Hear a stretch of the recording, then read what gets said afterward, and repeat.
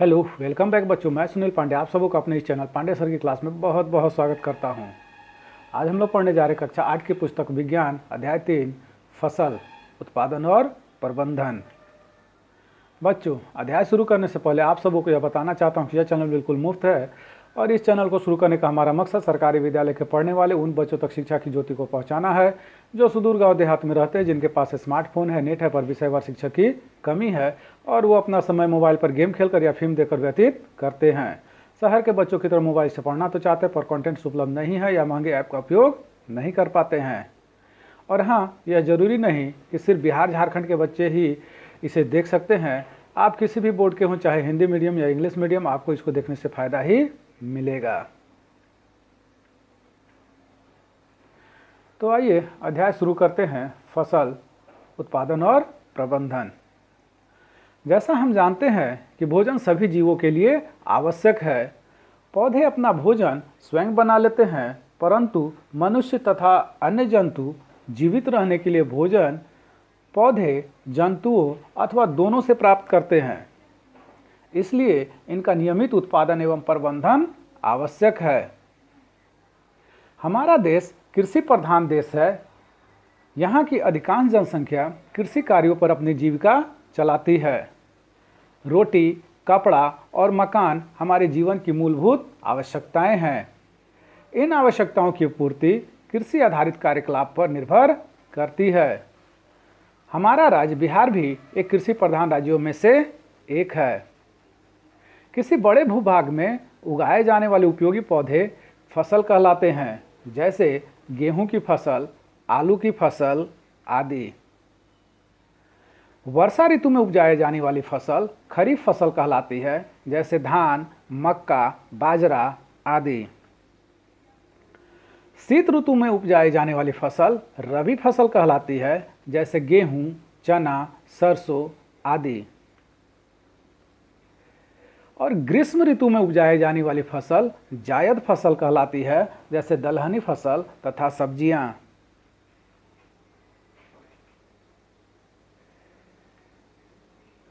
मनुष्य अपने आरंभिक अवस्था में घुमंतु था। यह स्थिति लगभग 10,000 ईस्वी पूर्व तक बनी रही। वह भोजन एवं आवास की खोज में जगह जगह घूमते रहते थे और इनका विचरण समूहों में हुआ करता था।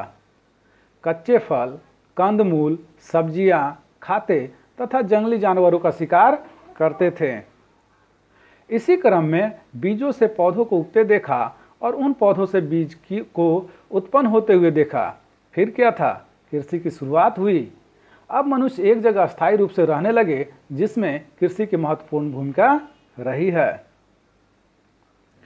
आइए अच्छे फसल उत्पादन के लिए निम्नलिखित क्रियाकलाप को जानें।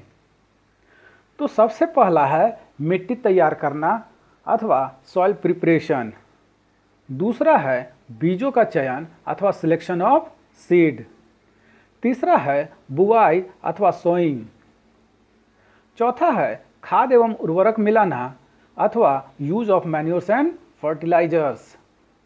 पांचवा है सिंचाई अथवा इरिगेशन।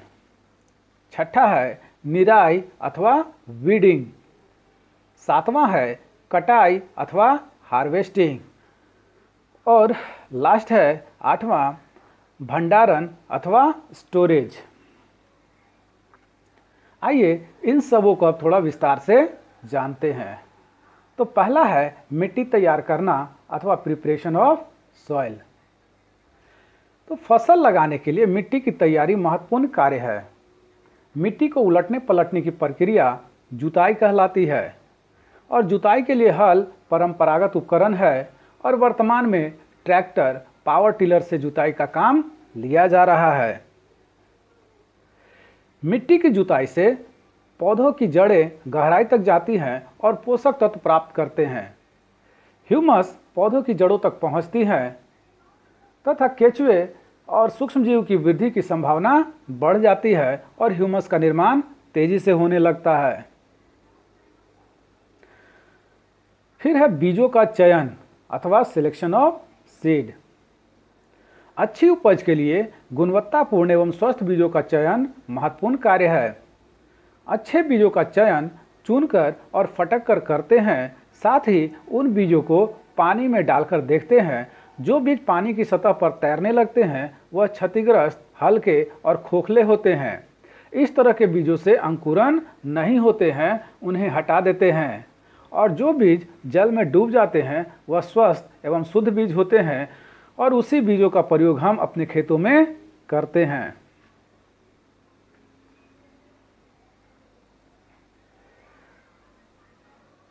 आगे है बुआई अथवा सोइंग। मिट्टी में बीजों को डालना बुआई कहलाता है। कुछ बीज सीधे तैयार मिट्टी में छिड़क दी जाती है, जैसे गेहूं, जौ, मसूर आदि। परंतु कुछ बीजों को नर्सरी में बोते हैं और कुछ दिनों के बाद जब पौधे बड़े हो जाते हैं तब उसे उखाड़कर दूसरे खेतों में मिट्टी तैयार कर रोपण किया जाता है। जैसे धान के छोटे पौधों को मोरी कहते हैं। आइए अब जानते हैं बुआई के समय कुछ सावधानियां जो कि आवश्यक हैं।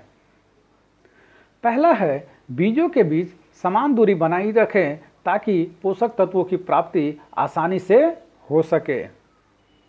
दूसरा है, बीजों को इतनी गहराई में बोना चाहिए ताकि नमी के कारण अंकुरित हो सके। और तीसरा है, बुआई के बाद पक्षियों से सुरक्षा के लिए बीजों को मिट्टी से ढक दिया जाना चाहिए।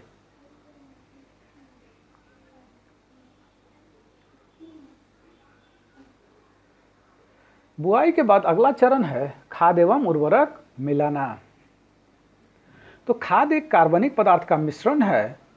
पौधे तथा जानवरों के अपशिष्ट जैसे कि गोबर, बेकार साग सब्जियां, पौधे की पत्तियां तथा अन्य जैव अवशेष जो हैं उनसे प्राप्त कार्बनिक पदार्थ, ये सब खाद कहलाते हैं। पौधे तथा जानवरों के अपशिष्ट जैसे गोबर, बेकार साग सब्जियां, पौधों के पत्तियों को एक गड्ढे में जमा करके मिट्टी से ढक देते हैं। तब सूक्ष्म जीव इन बेकार पदार्थों को कार्बनिक पदार्थों में अपघटित कर देते हैं और इस प्रकार तैयार की गई खाद को कंपोस्ट कहते हैं। खाद के अलावा भी कुछ रसायनों का प्रयोग हम खेतों में करते हैं जिन्हें उर्वरक कहते हैं, जैसे urea, ammonium sulphate, super phosphate, potash, potassium sulphate आदि। ये मिट्टी को विशिष्ट तत्व नाइट्रोजन, फास्फोरस तथा पोटेशियम प्रदान करते हैं।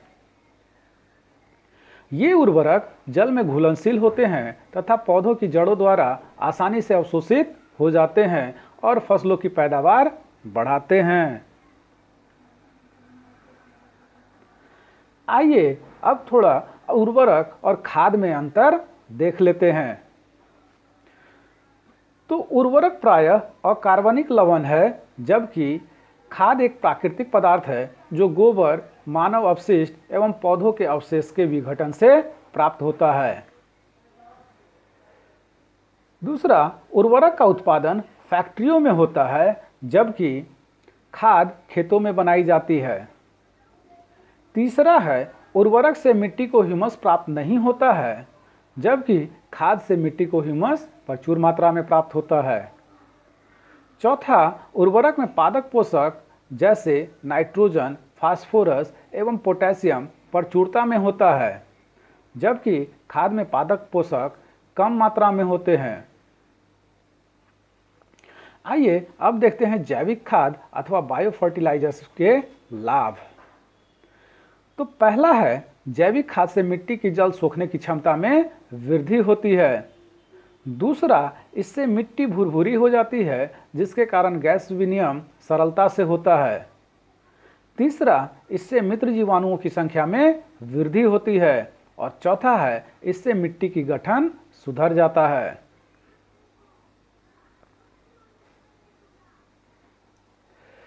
आइए अब अगले चरण को देखते हैं, जिसमें है सिंचाई। पौधों को जीवित रहने के लिए जल की जरूरत होती है, इसलिए फसल के उत्पादन के लिए जल अत्यंत जरूरी है।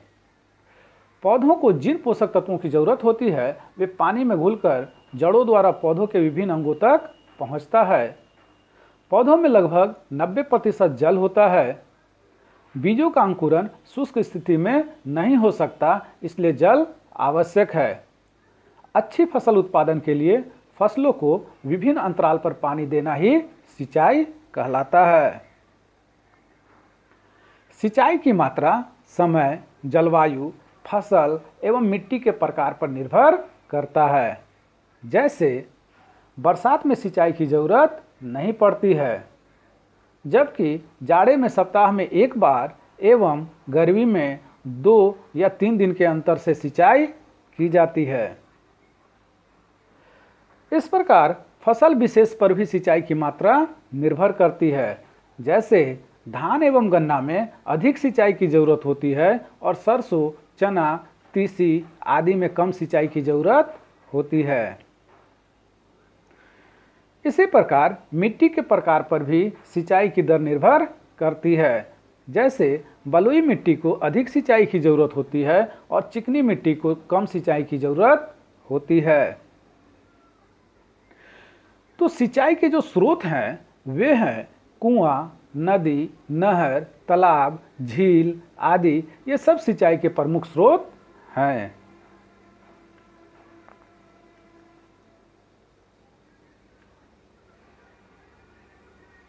जल स्रोतों से पानी को खींचने के लिए डीजल या विद्युत से चलने वाले यांत्रिक पंप का प्रयोग किया जाता है। सिंचाई के दौरान जल की काफ़ी बर्बादी होती है। जल की बर्बादी रोकने तथा जल का सदुपयोग करने के लिए सिंचाई की आधुनिक विधियों का उपयोग करना आवश्यक है। इन विधियों में छिड़काव तंत्र तथा ड्रिप तंत्र प्रमुख हैं। तो पहले देख लेते हैं छिड़काव तंत्र। इस तंत्र का प्रयोग असमतल भूमि में सिंचाई के लिए किया जाता है। इस विधि में जल की बर्बादी कम होती है। इसमें पाइप के ऊपरी सिरों पर घूमने वाले नोजल लगे रहते हैं।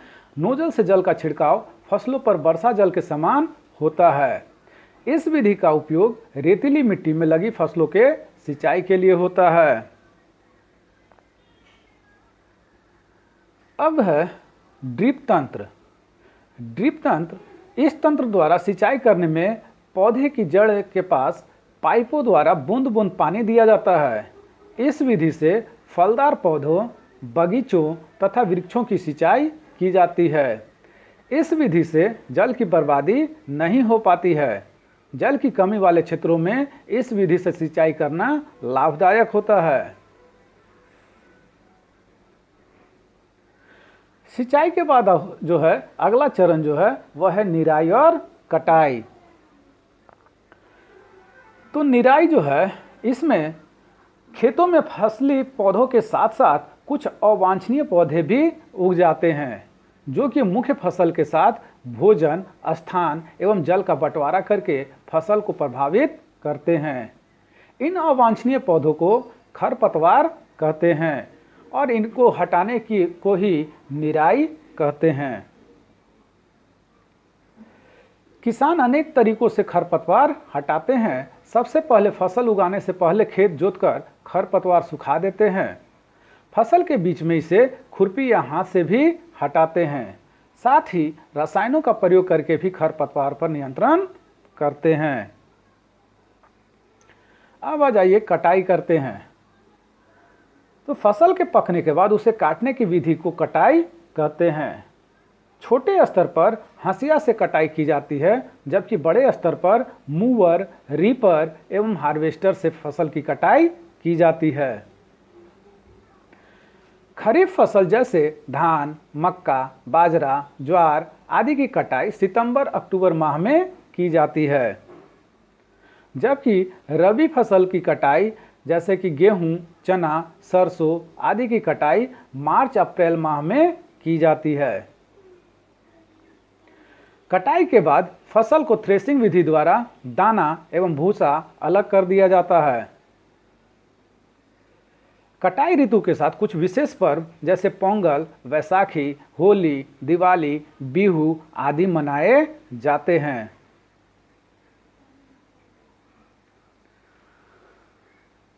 कटाई के बाद जरूरत होती है भंडारण की। तो देख लेते हैं भंडारण। फसल की कटाई के बाद प्राप्त अनाज का भंडारण अत्यंत जरूरी है। परंतु यहाँ ध्यान रखने वाली बात यह है कि भंडारण करते समय अनाज में नमी न हो, अन्यथा उसे खराब होने या जीवों द्वारा आक्रमण से उनकी अंकुरण क्षमता नष्ट होने की आशंका रहती है। इसलिए भंडारण से पूर्व अनाज को धूप में अच्छी तरह सुखाना जरूरी है ताकि इसकी नमी समाप्त हो जाए। हमारे देश में अनाज का भंडारण जूट के बोरों, धातु के पात्र साइलो अथवा कोठियों में करते हैं। केंद्र एवं राज्य सरकार खाद्यान्न का भंडारण भारतीय खाद्य संस्थान FCI के माल गोदामों में करते हैं। तो अंत में हम लोग देख लेते हैं हमने क्या सीखा। खेतों में उगाए जाने वाले उपयोगी पौधे फसल कहलाते हैं। रोटी, कपड़ा और मकान हमारे जीवन की मूलभूत आवश्यकताएं हैं। वर्षा ऋतु में उपजाए जाने वाली फसलें खरीफ, जबकि शीत ऋतु में उपजाए जाने वाली फसलें रबी एवं ग्रीष्म ऋतु में उपजाए जाने वाली फसलें जायद कहलाती हैं। खेत की तैयारी के लिए जुताई, समतलीकरण आदि क्रियाएं करनी पड़ती हैं। बीज की बुआई उचित दूरी एवं उचित गहराई पर करना चाहिए। फसल में खाद एवं उर्वरक को उचित मात्रा में प्रयोग करना चाहिए। अच्छी फसल उत्पादन के लिए सही अंतराल पर सिंचाई जरूरी है। सिंचाई के आधुनिक तरीके छिड़काव तंत्र एवं ड्रिप तंत्र हैं।